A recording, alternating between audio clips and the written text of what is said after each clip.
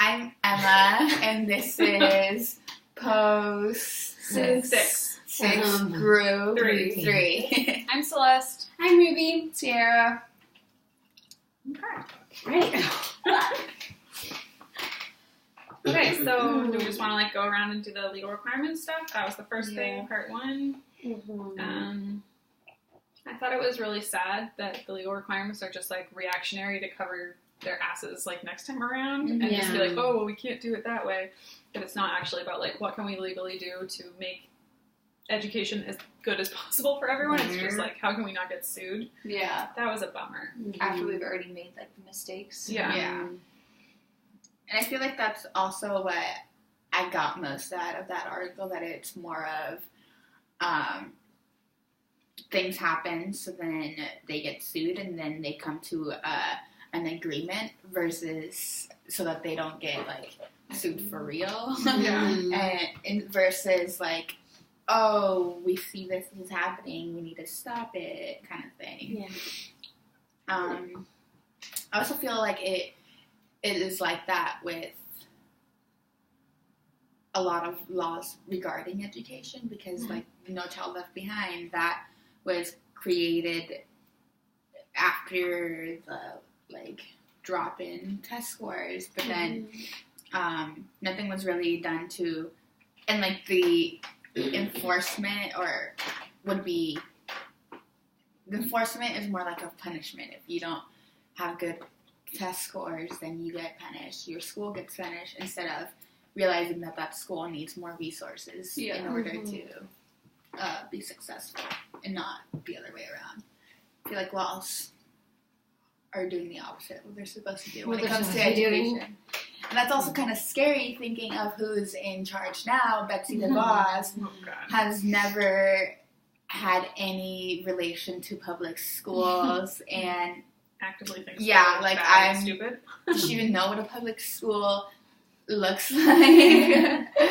And it just sucks that the decision makers are often people who will never teach and have never or even experience at all. Yeah, or even any have tons of money and experience in the community or in the needs that a public school would need.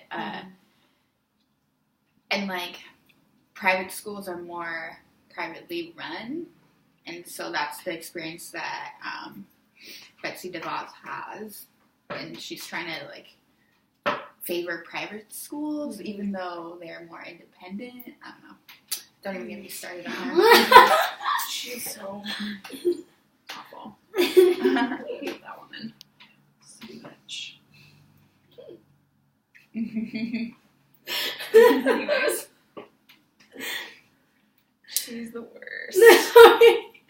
So the parental consideration. Sorry. Okay, parents must give consent over certain activities, right? They must be given information in their native language, and they have to know that the state is required to file the policies and procedures. Yeah, I felt like the consent bit was pretty straightforward. Yeah. But I think it doesn't happen a lot. It doesn't happen in the parents' native language a lot. I feel like they just send a note home in English in the kids' folder at the end of the day or whatever, and they're yeah, we informed everybody. Yeah, and how many kids actually open their backpacks? Right? Oh my gosh, all of my kids, I'm see this whole side of your folder full of papers that says take home, stay home? You're supposed to take those out at the end of the day. Give it to your parents. But I think also it's difficult for schools to get a translator and stuff, because I know at Allen, I was talking with Beth, and she's a translator, but I think they needed a different I don't think it was just for Spanish. I don't know what the language the parents were speaking, but it was other than Spanish. And there was this really cute teacher guy. I've never met a guy who's a teacher who was that cute. So cute. And he asked about the whole meeting with the parents, and Beth was like, well, we don't have a translator, so we're not going to be able to do it. So I wonder, do you just call up an interpreter? And I think the district is supposed to, figure out how to get one. Mm. because they're like legally obligated to. Mm-hmm. Until like the district is supposed to hire somebody to do it. Okay. I don't know exactly how But that then process those are works. expensive too. And that's, I think, And part of why it it's doesn't like always really happen. difficult because usually it's the low income schools that are the ones that need the most. Yeah. It's just so messed up. Do you guys watch Jane the Virgin? Yes. Okay, she was like going hard off public and private schools, or no, just public schools. And I was like, go girl, Yeah, like girl. preach, Jane. I was watching that last night. Love that show. So funny. I need to watch that. Yo, you should. It's funny. She's awesome. It's hilarious. All right. I think that also Oh. kind of connecting that to last week's post.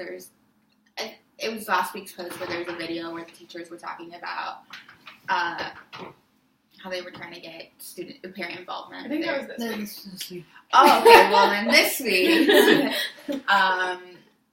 yeah, they're trying to get parent involvement, and they're just kind of like, oh, the parents just don't care. Doing a And terrible so, job. I feel like, And I just think their ideas were so stupid too. Like getting their neighbor. Like, They were just going around in circles, I feel like. They weren't actually coming up with solutions. They were just, like, going in circles. She's like, well, we can't, really, so. And her whole concern was, I don't want to fight to break out in my class. Not like, I want to make sure the student is actually learning. Yeah. Yeah. She was not concerned about the student at all. No. I felt like Yeah. the male teacher was maybe like, I don't remember exactly what he said, but I felt like he at least was like, I'm concerned about my student. But then he was one who was like, her family doesn't care. I've called them a bunch. And so then that's not great either. But like, the female teacher was just like, well, I'm really worried that she's going to start a fight. Yeah, and disrupt the other students or All whatever. right, let's figure out what's going on with the actual student. Yeah. At least they were talking to an ELL specialist. Yeah, that's I pointed that out. So I didn't like the ELL specialist, though. I feel like she was just making up excuses. She was just like... Yeah, she was just like, that's too hard. Yeah, she was can't pretty much do just like going around in circles and just being like annoying. I didn't like her. You're not coming up with any solutions at all. You're just like, nope, you can't do that. Yeah. You can't have the neighbor, or you can't have the sister. You But can't also, do it. yeah, that was a stupid stupid neighbor and idea. sister. I understand the sister because, like, I've translated for, like, stuff, and like, if it comes to money-wise, yeah, but the neighbor got straight up, like, what is dumb? I have a neighbor who would totally do this. That's so good. Get right on that. I guess we moved right on to part 2. We Mhm. did. We did. We can go back to evaluation Evaluation procedures, procedures, though. This was all pretty much stuff, at least, like, that I felt like we went over instead. Like, this whole thing, it was all just, like, the... Can't discriminate against race Yeah. or culture. It must be in their native language. And making sure that their disability isn't just, like, related to their learning of English Yeah, like, language. it has to actually test what it's designed to test. Yeah. And you have to do more than one test. So you're not just like, one, this child is this. For the video part, like, how do you think they could, like, fix a problem like that? Like, I was, like, trying to think. It says, like... I know, I was really it was, like, stuck on what that, could too. you do or something like that? And I was like, I don't know, like, what I would actually do. Maybe talk to the students themselves as, like, a good first step. Yeah. Don't know whether or not they did that. Like, I don't think they said anything about that, but, like, I feel like we can you wait that down just in case it's a muddy question. Like, Yeah, totally. like where are we? How I could we, took my like, glasses off, so I'm... Me too. 8:52. like, how could we actually solve this problem Yeah, instead like, of what just, do like... you do when you can't, when you're either unable to get a hold of the parents or you don't have access to an interpreter? Yeah, like, what do you do? But I feel like a good Would it step be is creepy talk if, to the like... student. Just, like, be honest with me if this is creepy. Would it be creepy if, like, they're just not answering their phones, and since you already know where they live, you just show up at their house at night? Well, it depends on how late at night. Not at night. But at night makes it creepy. Like, But around, like, 7 or 8, because that's when, you know... I mean, you might go, like, leave home. them a message that says, like, I really want to talk to you. Is it okay for me to stop by? But I think like, home visits, I think, do need to be pretty, like, scheduled and agreed upon by everybody. My parents. So you could, like, request to do, like, if they don't have time to chat on the phone, maybe they could meet with you at their house sometime, which they probably wouldn't have time for either, but, like, yeah, So don't do that. I feel Probably like don't they just can't show just, up like... unannounced. like, they can't just leave those type of issues just, like, up in the air. That's why I was like, what do you actually do? Like, when the parents, like, aren't answering? I don't know. Maybe you meet with the student, and then you meet with the student and the ELL specialist. Like, maybe you meet with the student Including and another, and, like, another adult that maybe they've worked with a lot, that, like, they have a close relationship. I don't know, maybe their teacher from last year, if they, like, had a teacher last year that they connected well with, just, like, so that there's someone else there who knows the student. Yeah, well, I think it'd be a good idea to include the student in the decision making so that they are aware of their consequences, and so they also are part of the consequences. And it didn't sound like, from what they were talking about in the classes they were talking about, it didn't sound like these were like first graders, so I think it would be like pretty easy to, but I don't know what the language level of the students was. What time was that at? 8:40 something. 40. So the jigsaw. Me and you had something similar. We both had to come up with questions. Yours was about liberal democracy. Oh, I'm A. Sorry, guys. I didn't think that. Sorry. Oh my gosh, I'm so sorry, guys. I didn't remember this was A. Okay, so mine was write 3 higher order questions for my discussion group. And so mine's about liberal democracy. So I said, how is liberal democracy in practice?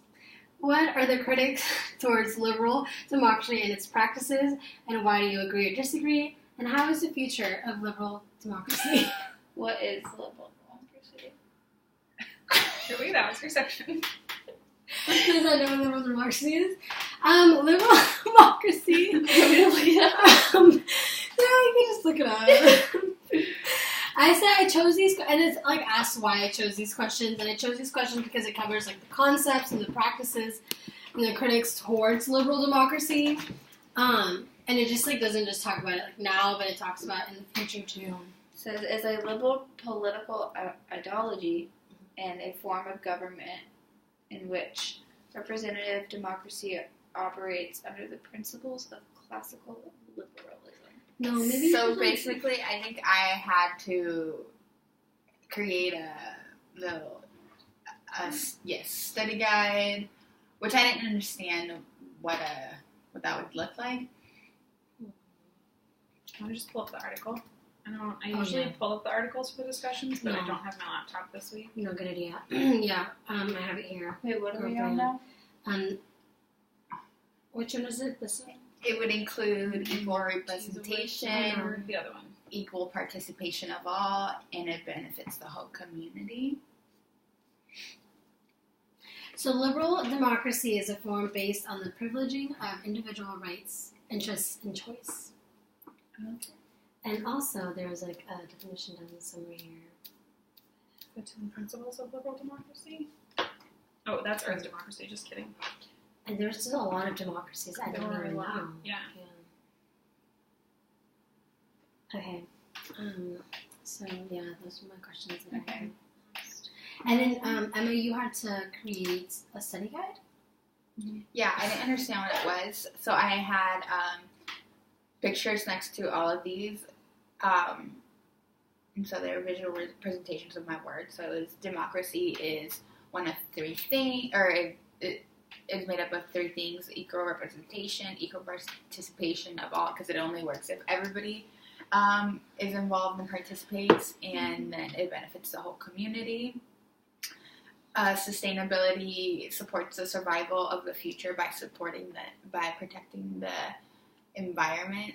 So there's this picture of like a little kid holding like soil and a little plant growing out of it, and then underneath the little kid's hands were an adult's hand. So just like nurturing nature. And I feel like, those go hand in hand because I feel like democracy is a way it's like a sustainability for humans. A form of accountability for humans, because just in the same way that sustainability is, because we are working towards a future so that the whole community benefits, and sustainability so that we all have a place to live and life can be a thing. And we should all take equal part in that as well, because we are all part of this world, and we are all contributors to the pollution, and as well as equal representation, because we all have, because we are all polluters and we have a part in it. We should all have a say in how sustainability, in the process of sustainability, and does it work for all of us? Because we can all say that we should all be vegan, but that's not going to be possible for everybody, and that's just not a sustainable process, I guess. Did we talk about this one, chapter 2? Oh wait, I totally didn't even notice that. I didn't even do it. I didn't do that. I thought the jigsaw was the chapter 2. Oh, frick. So in chapter 2, I think I thought we were supposed to discuss that part, but then that was the jigsaw. So I didn't. I wonder if any other groups did that, because I Probably. didn't see that. I thought it was just discuss this. I basically talked about the 3 main points of a democracy, and I think it should be applicable in a setting because it can be very generic in a way, so that students are all represented in a classroom, students all participate in a classroom, because that is their responsibility to participate. And then it benefits the whole community, because the classroom would be a community for all students. And then sustainability is also asking the students to be critical thinkers and think beyond our relationships as humans, but as relationship with the earth. And I think that's also really important as they grow older, because our footprints are continuing, and we should feel the need and responsibility, just like we feel the need to address social justice issues, we should feel the need to address sustainability issues, because both are very much relevant to the way that we live and socialize. Mm-hmm. And obviously, if we don't sustain the earth, then we don't sustain life. And students, I think, this is a really huge thing to talk to students about, because students are the future. That's why we're becoming teachers. Yeah. We know this, and so by planting the seed in their minds about sustainability, then just see where that grows. From that, this connects to the funds of knowledge, because we all have different perspectives and experiences, and if we all participate, we all have equal representation, and we all work towards a common goal, then we are able to work with one another in different social settings, and together we bring different things to the community. And diversity, inclusion is part of that, because we are all different. Yeah, I think it's really important to teach kids about the idea of democracy in the classroom, to help them see that they need to participate in society as a whole, to sort of help make sure that their needs are met and the needs of the people in their life. That just helping them see you have to say what you need, or no one will know what you need, kind of a thing. And just having kids starting that in a classroom where this is our community, and how are we going to take care of our community.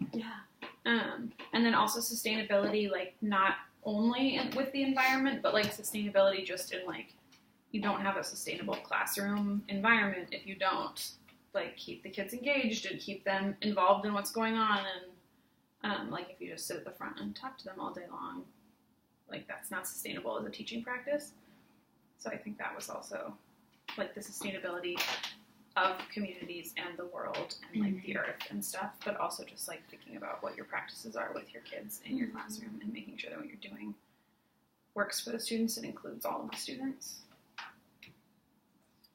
That's kind of what we talked about in the family meeting engagement. I talked about how the whole project of the family engagement is what are you doing? Why did anybody ask for the community what they wanted? And it's inclusivity and representation. And so this is another way of democracy. Like, democracy is in so many places in our society. It's those basic foundations of equal representation, participation, and working towards a common goal with the community.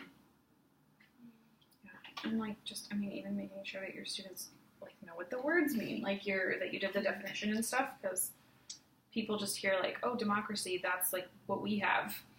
We have a democracy, but like we definitely don't have an ideal democracy. We definitely don't have equal representation of like the people who live in this country. I understand the point of the Electoral College. I believe that when they first like started the United States, the Electoral College was supposed, I don't know exactly like how it was supposed to do this, but it was supposed to make sure that like no state got too powerful and like took over the whole thing. So it like limited sort of what, I don't know exactly like how, because it's so nonsensical and it doesn't make sense to not have like a 1-to-1 vote or a one person one vote like tally, but I think it has to do with the civil rights and like the North and South I think conflict. they started it earlier though. Like I think the Electoral College has been around since like the Articles of Confederation in like 1790 or whatever. Since like the very beginning. Yeah, I think they started it right away to make sure that, but maybe it was like they created it in response to the Civil War. I'm not sure. But I know it had something to do with making sure that like not one state became way too powerful and could like decide the election on its own or whatever. It's so ridiculous and doesn't make sense. But like that's the kind of thing with about population and not Yeah. state power. Yeah. But like I feel like it's so important to actually teach kids what the word democracy means and how to create more of a like better working democracy, since like our representation is so heavily white and male. Like that's so far from equal representation of the citizens of the United States that just telling kids like America is a democracy doesn't give them a good understanding of what that would look like if we did it better. Yeah. I feel like it also connects to the whole like laws. The representation is not correlated to the demographics, so these people don't know what they're doing for the people that they have like no inclusion into the demographics, so they're just kind of shooting blank. Mm-hmm. Yeah, they have no idea, so they're just like, this probably will work. Mm-hmm. This will be fine. Okay, my part of the jigsaw was to create a graphic organizer or visual that displays the importance of relationships and sustainability. So I made a little puzzle, and then I got the things that I put on like the puzzle pieces out of the article they had in the sustainability section. Wendell Berry had a list of guidelines for a sustainable community, so I tried to pull like varied ones from there and like different things about how the relationships connect, and I chose to use a puzzle because a puzzle needs all the pieces like to be present and not broken to like fit together. So it's like a puzzle, the relationship between the puzzle pieces is really important. So I thought that was a good visual. And then I just put like really good. I can't believe you spent all that time. That part actually only took me like 10 minutes. Oh, right. I just like grabbed an image of a puzzle piece off the internet and copied it 9 times, and then just filled each one with a different color, and then like put the questions on. Wait, how'd you fill it with a different color? If it's like a different. I did it on PowerPoint. And that's how I do my worksheets on PowerPoint. Everything so on much PowerPoint. I easier hate on Microsoft PowerPoint than Word. But you can go to an image, and then I like recolored it. And so it's like if you put in a picture, like a photograph, and you recolor, it's when it like makes it all like crazy looking. Mm-hmm. But since this was just black and white, like it was just a black outline with white, I could just put whatever color I wanted in there. That makes sense. So that part was easy. But yeah, I don't know. I mean, I just like the things that I noted on here is like he said you should ask questions like what can our community do to solve this problem? What will this do to our economy? How will this affect our community's commonwealth? And that like local resources need to be seen as a part of the community. So he was talking about like nature and like natural resources that are in and around the community shouldn't just be sort of like property of the community. Like they should be a part of it. Like keeping local money in the community as long as possible before it leaves. taking care of, like, young and old and education, and then honoring the economic value of all the individuals. And I feel like that one, like, sort of, not economic, but translates pretty well to classrooms where, like, as teachers, it's sort of on us to make sure that we're utilizing the strengths of our students and figuring out ways to help each student succeed, like giving them a task or asking them to share out for the class something that they did really well, or like giving them a task they can succeed in and that will make them feel like they're a leader, and like that they, especially with students who are struggling, to make sure that you're like considering what you can do to make sure all of your students succeed. So that's cool. That was my part. Mine was coming up with a list of questions about community and diversity. That is not mine.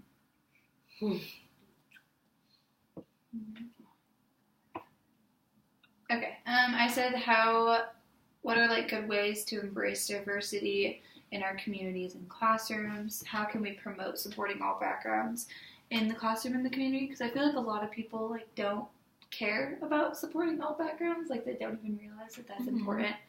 And then I guess that's my next one. How do we get our community to care about embracing diversity in the classroom? But yeah. Because like before coming to college, I like didn't even think about things like that. Like I didn't even realize I had like privileges or anything like that. So it's like, how do you get people to like actually realize that like embrace like that diversity is like a good thing? Yeah. I did always thought like diversity is really important, but like since I got to college, I realized how important it is about like their backgrounds and students' experiences. It's not just their culture and what they're doing now, but like what happened in their past. It's really important to bring into the classroom and value and honor. Which talked a lot through the video that we watched. Yeah. And like students their performance levels will be affected by their diversity and their experiences and stuff. So if we care about their backgrounds and experiences, then they will care about, and we will start to implement that into the curriculums as a sort of to cause a reaction from the students, like, oh, they care about, or they know me because they know they did this purposely, or like, hey, like I know what you're talking about. That's part of my culture and things like that. Also, I think that's kind of related, and I was writing about it earlier.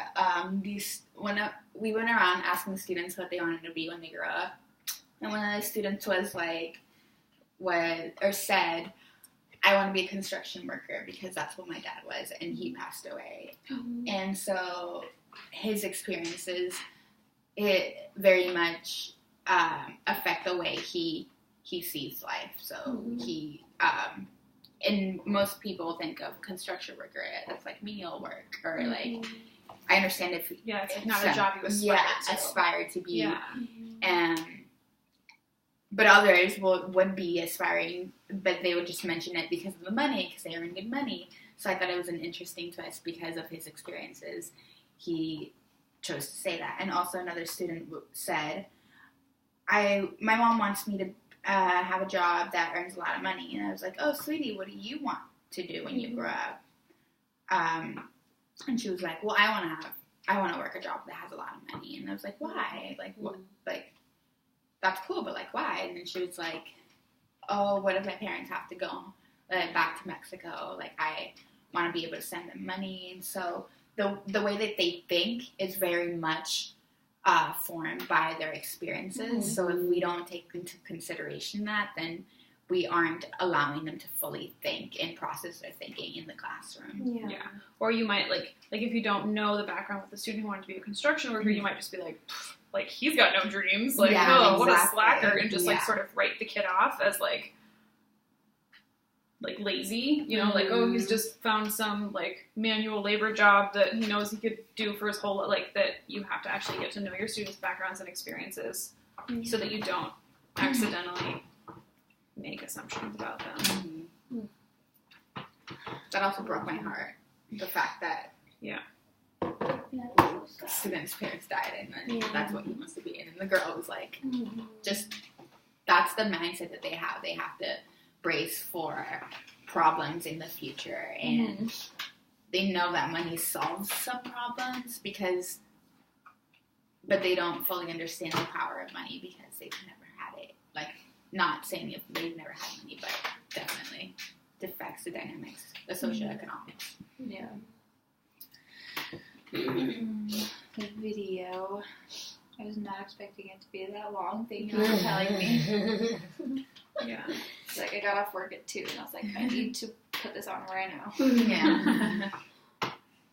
I thought that school was so freaking awesome. Yeah. I've never heard of school. Me too, yeah. We have almost the same thing as I like, what surprised you literally most. was like, what? Like, I just think I've never heard of anything like that. And I was like, I would love to volunteer in a school like that and see how the curriculum is and just how different. Yeah. Because I'm pretty sure everything would be different, you know?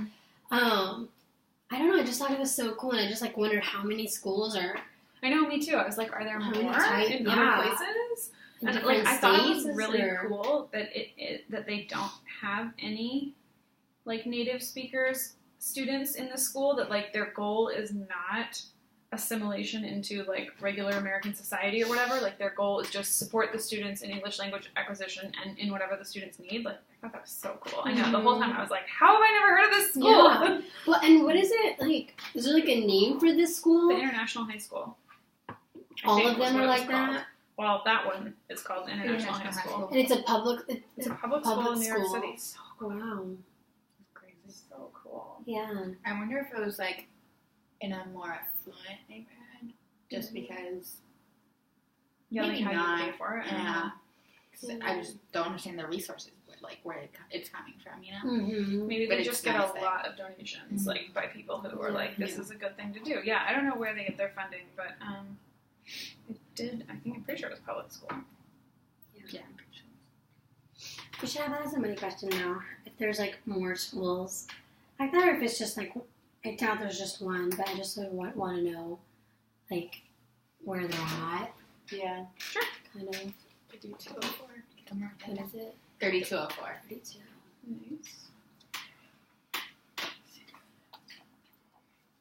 Okay, the second question was, how did this help you understand the possible background and experiences of potential students in your classroom? I said I thought this was like a good sort of reminder that you can't like cookie cutter your students into even just like recently arrived immigrant, whatever. Like that students might be dealing with a lot of different things. Like the girl, Itrat was her name, who was talking about like she was dealing with the like culture shock and all that, but then it also turned out she was dealing with like the grief that her mother had passed away. And then like there was Sandra, who was dealing with like developing her identity as well as like being an undocumented immigrant. That like there's a lot of things that students have multiple things going on, and you can't just like assume I know this one thing about them and that's like what their life centers around. Yeah. Like every immigration is like different. So like their experiences are going to be completely different, and you don't know how they like took that. Like you don't know if they took it like not positively, but like not so negative. They took it like okay. Or they're able to adapt easily. Or Yeah. More difficult. Just depends on who it is. Yeah. I kind of mentioned how even though they have things in common, like immigrants and they're learning the same language, it's still very, very different. And even people from the same country can have totally different stories. So they can have a lot of similarities, but at the same time, their backgrounds can be very different. Yeah, I mentioned thanks. These posts are so long.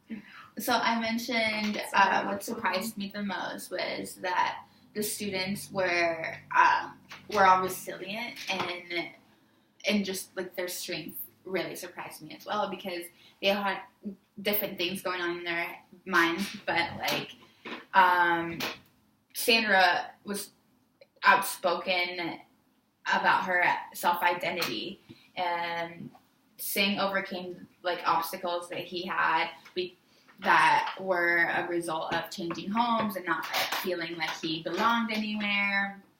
And Brandon wanted to become a professional soccer player, but he didn't feel like he could say that to his parents because he felt that they would ridicule him, and I thought that was horrible. right? They're like, how are you supposed to? He made up that he wanted to be an engineer, and then his parents were like, how are you supposed to do that when you can't even do homework? And I understand that in the like Mexican culture. I don't know if he was Mexican. I think Guatemalan. Yeah, he's from Guatemala. Just like the Latino culture of the parents being hard on the students just because. Sorry, there's just like nothing to say. Being hard on their children because they want more for them, but it's also like the whole tough love that some students just need support. And then I was just admiring all these students for being so powerful in the way that they address their issues and being outspoken about it, about their culture, about their education and their identities. And so because they are all very outspoken, they are all different. I also love that Itrat was like very outspoken about like injustice, and she would be like, no, that's actually wrong because this and this and this, and like, yes, this is how my culture thinks of this, but I'm not going to go through with it because I don't believe in it, and things like that. So I get so excited when students find their voice. And Yeah. Something else with Brandon that you just like mentioned that reminded me that I was like, oh, that's a good thing as a teacher to keep in mind.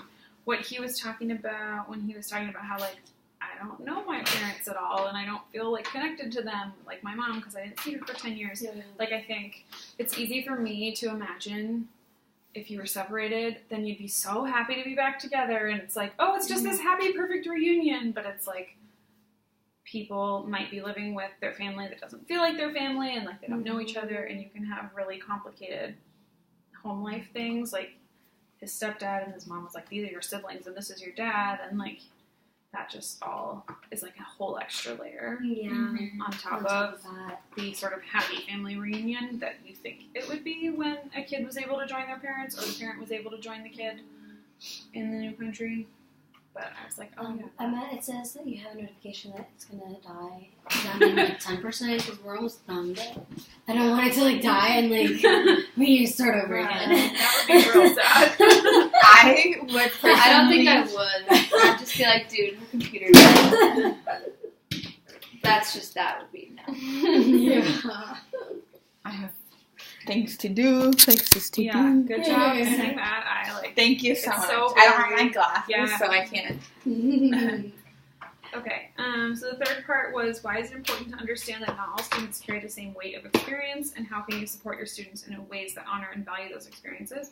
So I said that, like, you don't want to write your students' stories for them. You don't want to just make assumptions about what their lives have been like, and, like, there are a lot of students who have experienced a lot of trauma in immigration, but there are also students that haven't had super traumatic immigration experiences, so you don't want to, like, automatically treat them all as these, like, delicate, breakable little creatures that, like, you can't say anything that might upset them because they've had such trauma in their lives. And even with, like, any students who've experienced any kind of trauma, you don't want to treat them like a breakable, but you also don't want to just be like, well, you're in America now and your life is great because you're here. So, like, you have to, like, honor those experiences, and that some of them have had a lot of trauma without, like, imposing that experience on all of them. Yeah. That's what go for it.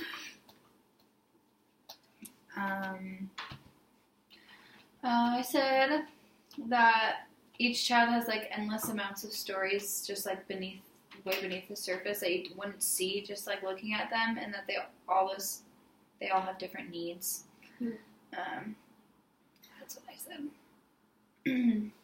I said that their stories will be affected by, or their stories will affect their level of acculturation and assimilation, and it's important to realize that they don't have the same weight of experience, because we're responsible to know our students and our students' needs. So we should already know that they're not the same. It's kind of like a given.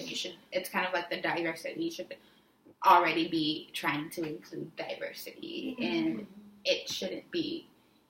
It's definitely hard because you won't know the diversities, but it should be cumbersome to a point where, like, I just don't want to include students' diversity just because you don't care. And as teachers, we're responsible. Oh, I already said that.